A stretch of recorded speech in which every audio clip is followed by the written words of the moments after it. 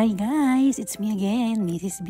And for today's video, i-share ko nga itong lunchbox na nabili ko dito sa TikTok. Walain nyo yun, napakamura lang pero ang ganda ng quality. Marami ring colors na available. Isa pa sa nagustuhan ko dito, ang laki rin ng capacity niya, marami kang pwede ilagay at syempre matibay. Ang tagal ko na nga rin gamit itong lunchbag na to. Kasi naman, ang ganda talaga gamitin at ang dami mong pwedeng ilagay. Naka-insulator na nga rin sa loob yan at tignan nyo naman yung handle, saktong-sakto lang na hawakan.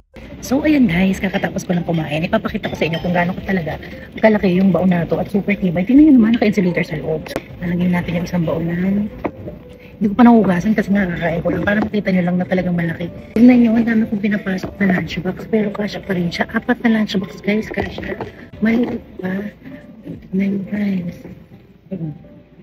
Kasyang-kasya mula breakfast, lunch, susunod hanggang dinner pa. Mga bulsa pa yan dito. Yung pinakamaganda pa dyan, super ganda, ang kapal ng tela, tapos yung zipper.